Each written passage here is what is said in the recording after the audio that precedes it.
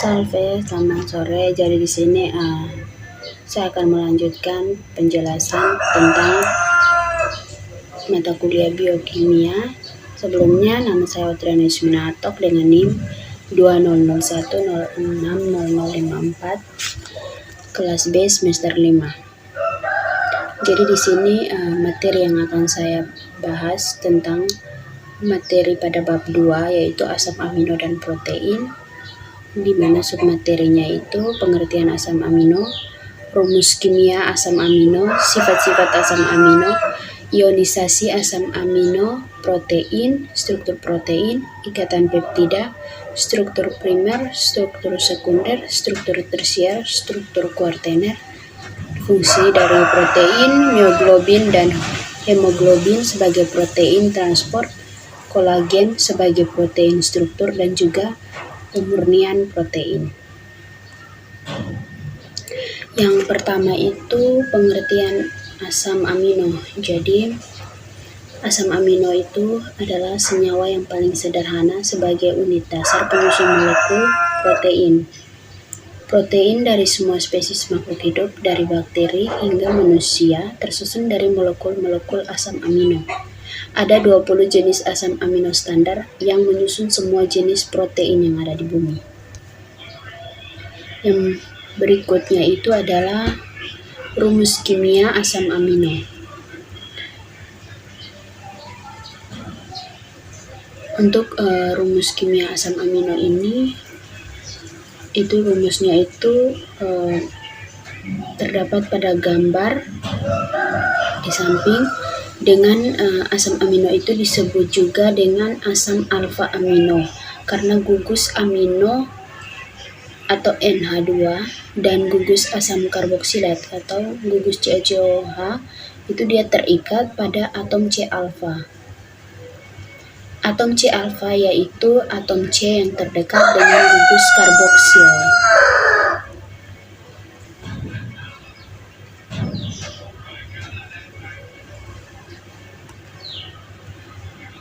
Jadi dia terdapat pula gugus R yang bisa disebut rantai samping dan atom H. Jadi untuk atom C alfa itu dia merupakan atom kiral yang asimetri, yaitu atom yang mengikat 4 atom atau gugus yang semuanya itu berbeda satu dengan yang lain. Karena itu maka asam amino merupakan senyawa optis aktif, dan telah diketahui bahwa semua asam amino itu alami dan ditemukan dalam protein memiliki konfigurasi yang sama, yaitu konfigurasi L atau sesuai dengan konfigurasi L pada gliseraldehida.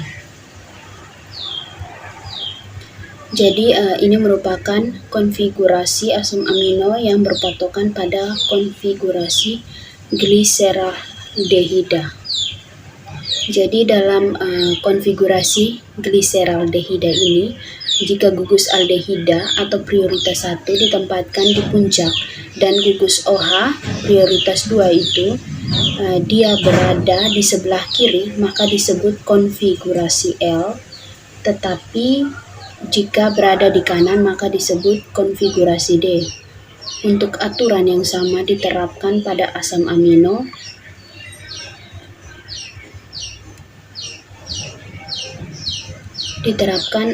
Pada asam amino. Jadi pada asam amino itu dia alami dari protein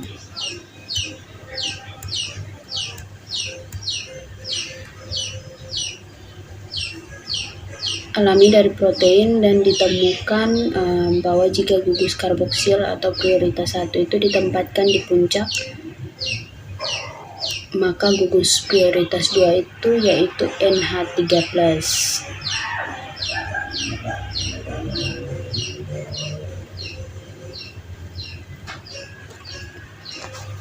Selanjutnya sifat-sifat dari asam amino. Jadi untuk sebuah molekul asam amino kecuali glisin itu dia memiliki sifat yang stereoisomer, yaitu molekul yang memiliki atom C kiral. Atom C kiral ini adalah atom C yang mengikat 4 atom atau gugus yang semuanya berbeda satu sama lain. Dengan adanya atom C chiral tersebut, molekul-molekul senyawa tersebut dapat berada dalam dua bentuk stereoisomer yang berbeda, yaitu bentuk D atau L, di mana bentuk D itu merupakan bayangan cermin dari bentuk L dan sebaliknya.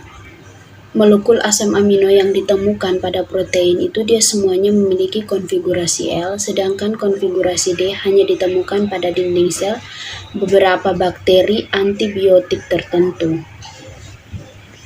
Untuk asam amino standar itu dia ada 20 asam amino standar yang dapat dibedakan berdasarkan struktur rantai samping atau gugus R-nya. Berdasarkan sifat gugus R tersebut, asam-asam amino itu dikelompokkan menjadi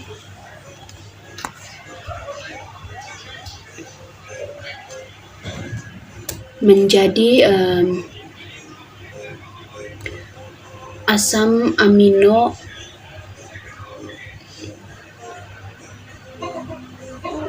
amino alifatik dan hidrofobik yang terdiri atas glisin, alanin, valin, leusin, isoleusin, metionin, prolin, dan sitesin.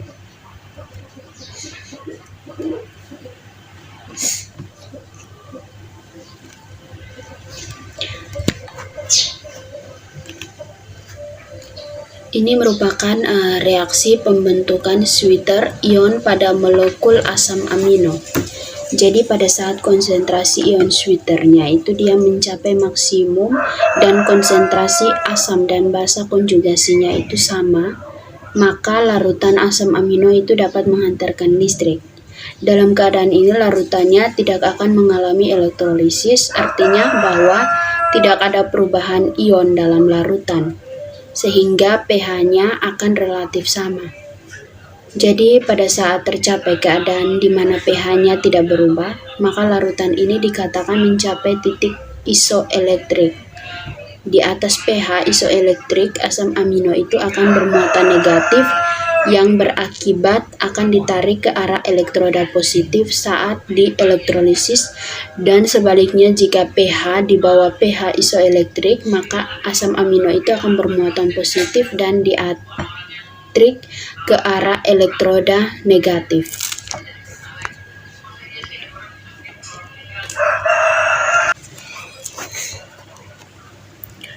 Yang berikut itu ionisasi asam amino.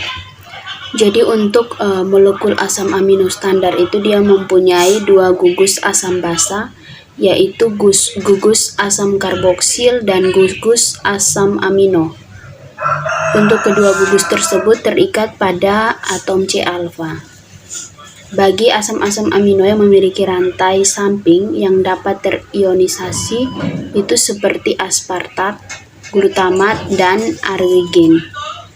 Gugus asam basanya itu dia lebih dari 2 karena ada gugus asam basa tambahan pada rantai samping.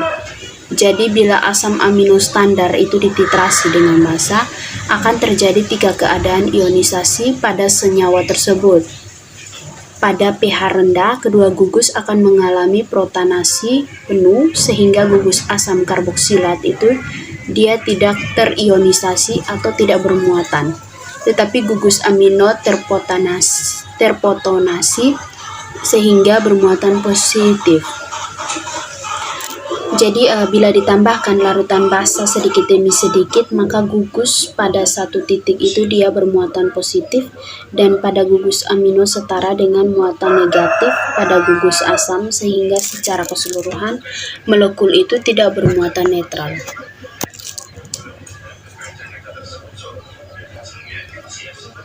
Yang ini merupakan titrasi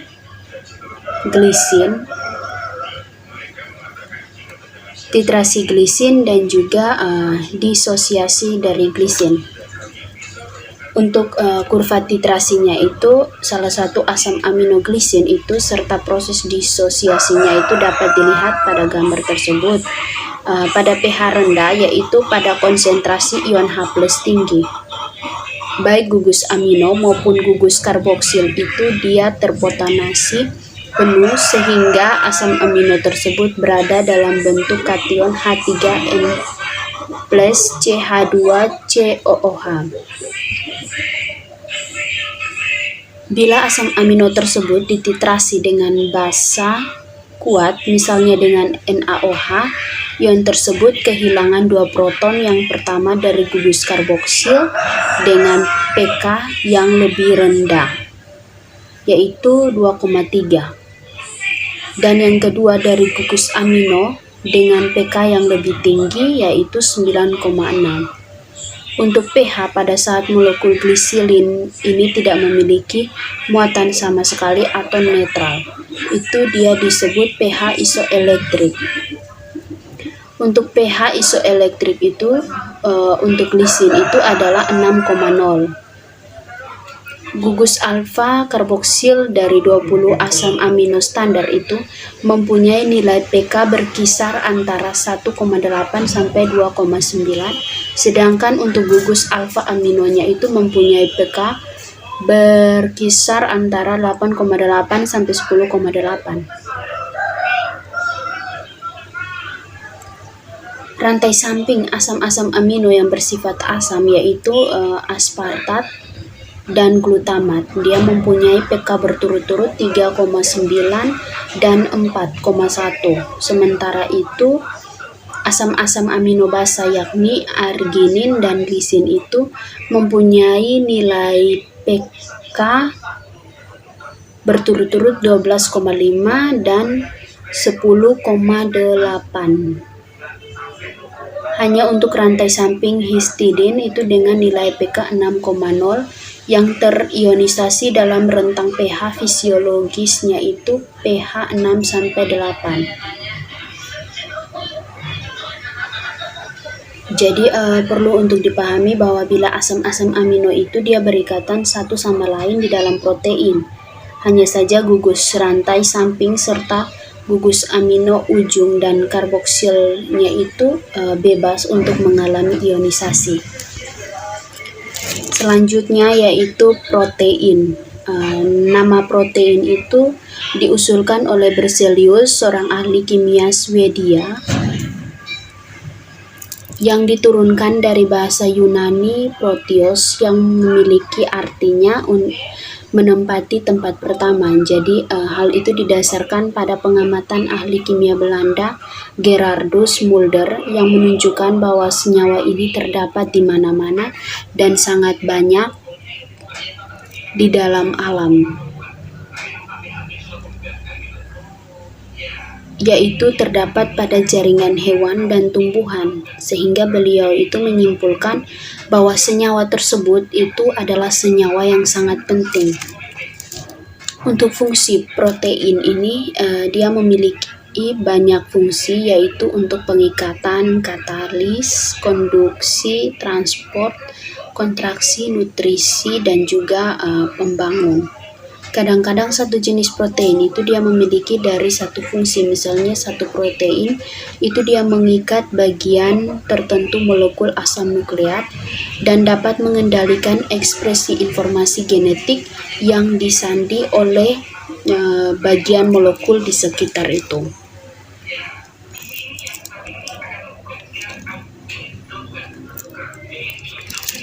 Selanjutnya itu adalah struktur protein.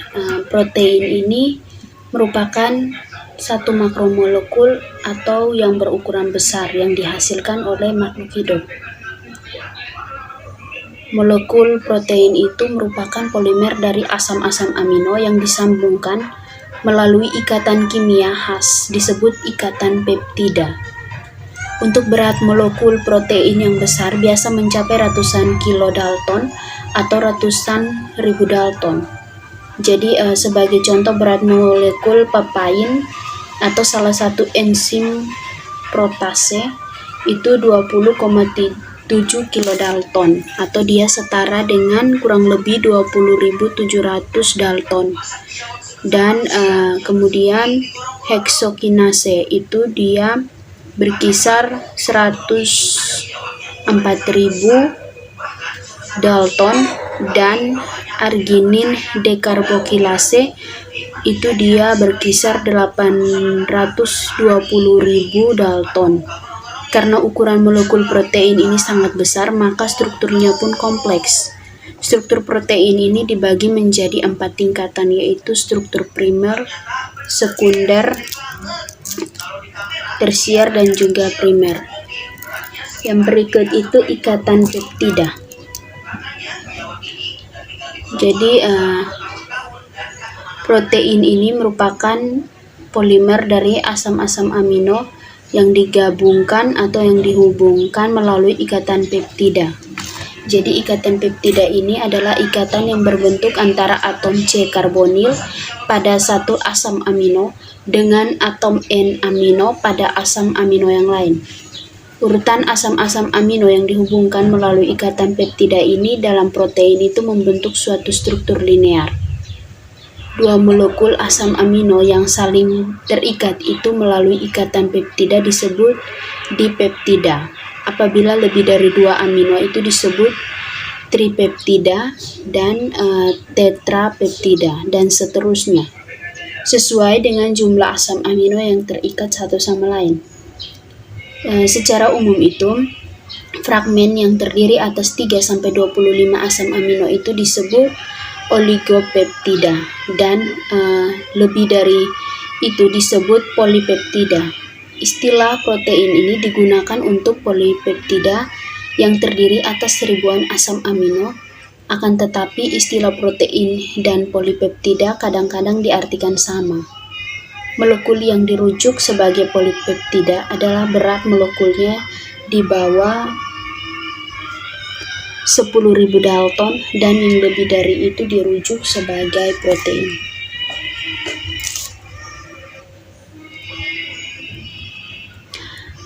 Jadi ini merupakan struktur dari tripeptida serigalisistrosil atau serglitir. Jadi untuk perjanjian penulisan rantai peptida itu dilakukan dengan menempatkan gugus alfa amino bebas di kiri dan gugus karboksil bebas di kanan, dan garis-garis datar penghubung di antara asam-asam amino ini menunjukkan ikatan-ikatan peptida.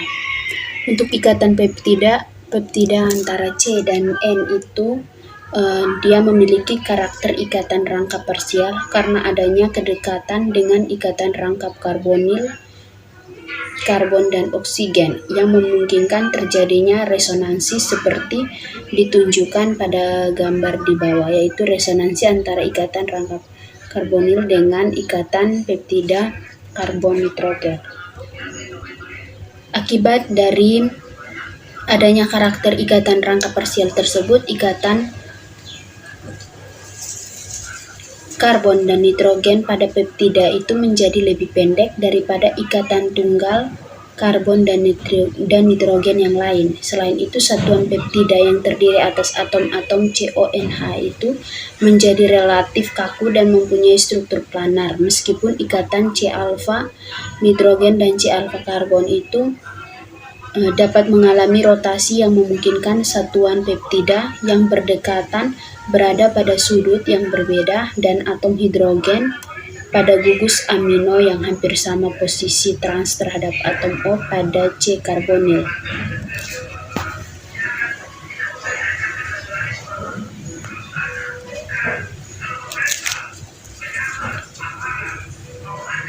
Dan ini merupakan ikatan karbon C alfa C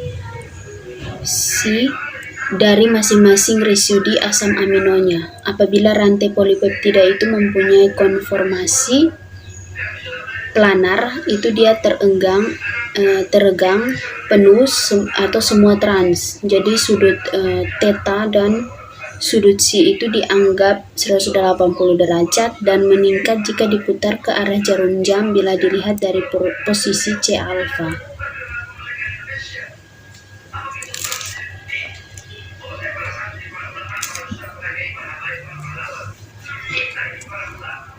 Yang berikut itu struktur primer. Jadi struktur primer dari protein itu merupakan urutan linear asam-asam amino yang dihubungkan melalui ikatan peptida seperti yang tampak pada gambar struktur satuan peptida di sekitar atom CA ini. Jadi untuk urutan linear dari asam-asam amino tersebut itu dia ditentukan oleh urutan basa-basa nukleotida di dalam gen yang mengkode protein tersebut. Untuk struktur polimer, itu dia struktur primer itu juga mencakup lokasi ikatan-ikatan kovalen lainnya, terutama ikatan disulfida antara residu-residu sistein yang saling berdekatan dalam ruang tetapi urutannya tidak berdekatan. Ikatan kovalen rantai polipeptida itu lintasnya itu yang berbeda dalam satu rantai polipeptida terbentuk oksidasi gugus-gugus SH pada residu sistem yang terletak. Yang berikut itu struktur sekunder. Struktur sekunder pada protein ini merupakan pelipatan atau lekukan teratur pada bagian tertentu dari suatu rantai polipeptida. Yang berikut struktur tersier.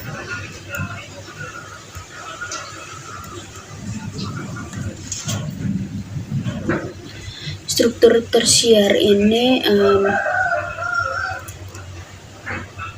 dia menyangkut penataan ruang asam-asam amino yang terpisah jauh dalam urutan linear serta residu-residu yang berdekatan.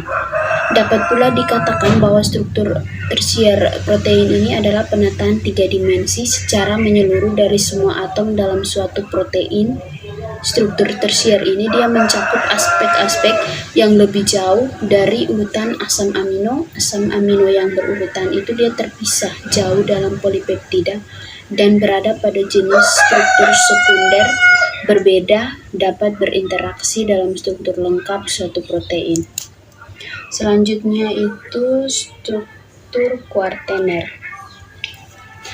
Pada struktur kuartener ini suatu protein dapat terdiri atas lebih dari satu rantai polipeptida. Misalnya, hemoglobin terdiri atas 4 rantai polipeptida.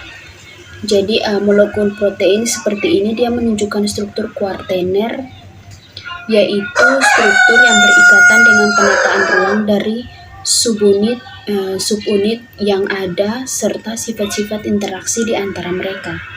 Untuk interaksi tersebut dapat berupa ikatan kovalen, misalnya ikatan disulfida, atau interaksi non-kovalen atau gaya elektrostatik, ikatan hidrogen, dan interaksi hidrofobik.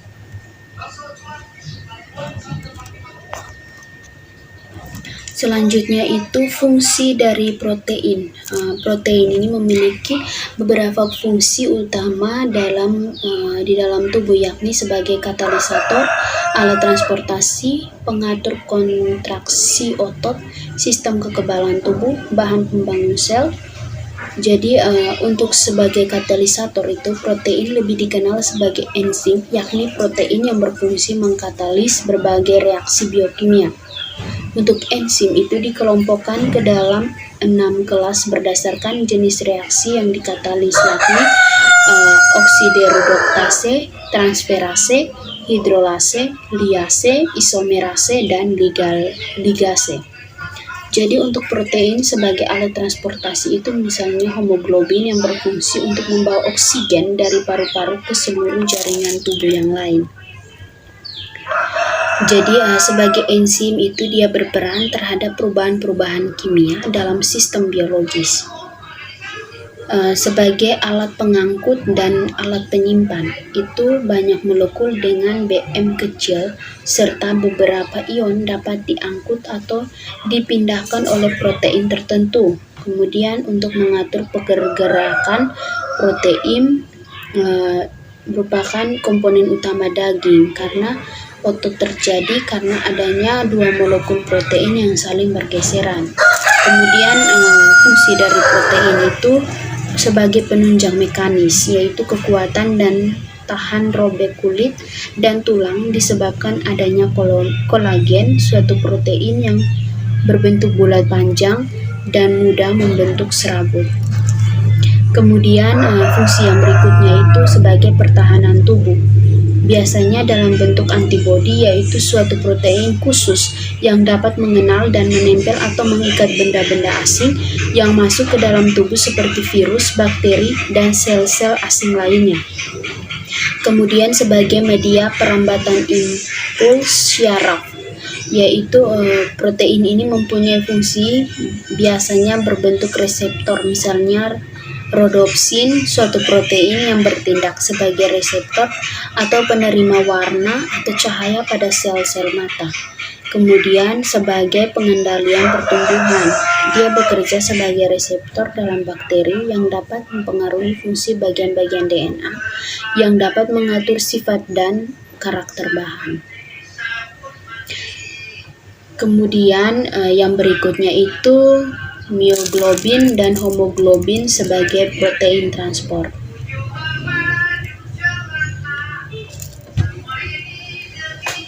Jadi mioglobin dan hemoglobin itu merupakan dua jenis protein yang terdapat pada makhluk hidup yang bersel banyak. Hemoglobin itu terdapat pada eritrosit di dalam darah, berfungsi untuk mengikat oksigen untuk kemudian dibawa ke seluruh jaringan tubuh. Sedangkan mioglobin itu menyimpan oksigen di dalam otot. Mioglobin itu adalah protein pertama yang ditentukan struktur 3 dimensi dengan menggunakan kristalografi sinar X. Jadi protein ini merupakan protein globular yang terdiri atas satu rantai polipeptida yang tersusun dari 153 asam amino. Hemoglobin ini terdiri atas 4 rantai polipeptida sehingga protein mempunyai struktur kuartener. 2 rantai disebut alfa dan 2 lagi disebut rantai beta.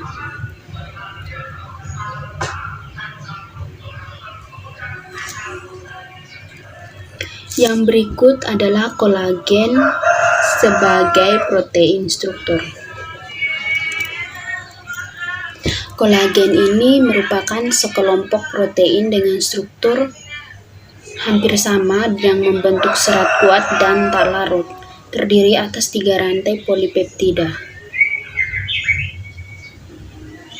yaitu kolagen merupakan protein yang paling banyak pada tumbuh mamalia, terutama berfungsi untuk mengikat sel-sel menjadi unit-unit tertentu.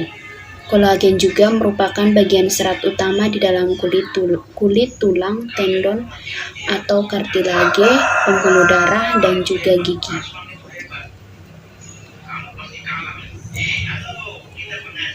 Komposisi dari asam amino kolagen cukup unik.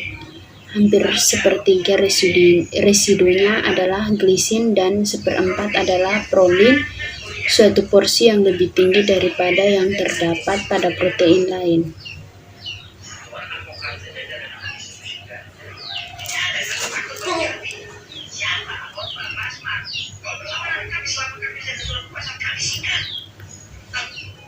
Pada protein lain itu asam amino terhidroklisasi 4 hidrokslopolin, hanya 5 hidroksilin itu hanya terdapat pada kolagen. Jadi penyakit sariawan itu berupa pelemahan serat-serat kolagen yang menyebabkan kulit gampang lecet, pembuluh darah rapuh, dan luka sulit sembuh terjadi karena asam amino HYP tidak disintesis akibat kekurangan vitamin C. Yang berikut itu adalah pemurnian protein.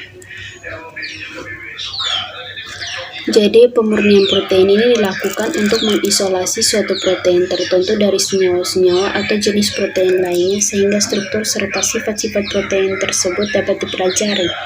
Prinsip dasar pemurnian protein ini didasarkan pada beberapa sifat protein, yaitu kelarutan, ukuran molekul, muatan hidrobisitas, dan afinitas. Untuk teknik pemisahan yang dapat digunakan dapat berupa teknik kromatografi yang meliputi kromatografi penukar ion, filtrasi gel, kromatografi afinitas, kromatografi interaksi hidrofobik. Kemudian teknik elektroforetik itu meliputi isoelektrik fusing atau sodium dodesil sulfat. Jadi apabila sumber protein yang diinginkan itu telah diidentifikasi protein tersebut, kemudian dilarutkan ke dalam pelarut yang cocok, kemudian dipisahkan dari kontamin melalui beberapa tahap, yaitu homogenisasi dan pelarutan. Itu untuk cairan biologis seperti serum darah dan medium kultur sel. Itu tidak perlu dihomogenisasi, tetapi untuk sampel padatan perlu dihomogenisasi terlebih dahulu, kemudian difraksinasi menggunakan sentrifugasi diferensial. Yang kedua itu distabilisasi protein. Selama isolasi dan pemurnian protein itu harus dipastikan bahwa protein tersebut tidak mengalami denaturasi atau inaktivasi, misalnya untuk enzim, baik oleh faktor fisik maupun faktor biologis. Yang berikut itu pengujian protein. Untuk mengetahui keberhasilan setiap prosedur pemurnian protein itu dilakukan pengujian protein. Yang paling gampang adalah uji untuk enzim yang dapat mengkatalis suatu reaksi yang produknya itu dapat dideteksi dengan mudah. Kemudian pengendapan dengan amonium sulfat atau NH4 2 kali SO4. Jadi pada umumnya tahap pertama dalam pemisahan protein itu adalah pengendapan dengan amonium sulfat. Jadi amonium sulfat ini dipilih karena garam ini mempunyai kelarutan yang tinggi di dalam air. Jadi metode didasarkan pada prinsip penurutan kelarutan protein di dalam larutan garam yang berkonsentrasi tinggi. Jadi bila dikonsentrasikan garam dinaikkan itu, maka pada titik tertentu protein akan keluar dari larutan dan akan mengendap. Yang berikut itu dialisis. Jadi protein yang dipisahkan dengan pengendapan masih bercampur juga dengan senyawa-senyawa lain termasuk garam, amonium sulfat, dan senyawa-senyawa dengan molekul kecil lainnya. Molekul-molekul kecil ini dapat dipisahkan dengan cara dialisis, yaitu pemisahan berdasarkan kemampuan molekul melewati membran semipermeabel. Yang berikut adalah kromatografi filtrasi gel. Jadi kromatografi gel filtrasi ini dia memisahkan molekul-molekul berdasarkan ukuran dan bentuk molekul tersebut. Jadi caranya adalah sejumlah kecil larutan protein itu dituangkan pada ujung atas kolom yang berisi partikel-partikel berpori yang berdiameter 0,1 mm dan terbuat dari polimer dan tak larut tetapi terhidrasi, misalnya poliakrilamide atau karbohidrat, dextran atau agrosa. Kemudian molekul-molekul kecil itu dapat dimasukkan pori butiran-butiran, sedangkan molekul-molekul besar dan panjang tidak bisa. Selanjutnya itu kromatografi pertukaran ion, itu dengan pemisahan protein. Dengan kromatografi pertukaran ion ini didasarkan pada muatan protein secara keseluruhan. Jadi suatu protein yang bermuatan bersihnya itu negatif pada pH 7 akan terikat pada suatu kolom yang berisi butiran bermuatan positif, sedangkan protein yang tidak bermuatan atau bermuatan positif itu dia tidak akan terikat. Yang terakhir itu kromatografi afinitas. Jadi kromatografi afinitas ini dimanfaatkan untuk ketertarikan non-bonding dan spesifik molekul dari suatu protein terhadap molekul lain sebagai ligan. Jadi ligan terikat secara kolaid. kovalen terhadap suatu matriks berpori, misalnya spherus. Kemudian campuran protein itu dialirkan dari atas ke bawah melalui kolom yang berisi ligan terikat tersebut. Jadi sekian dan terima kasih penjelasan saya mengenai materi bab 2 dari biokimia tentang asam amino.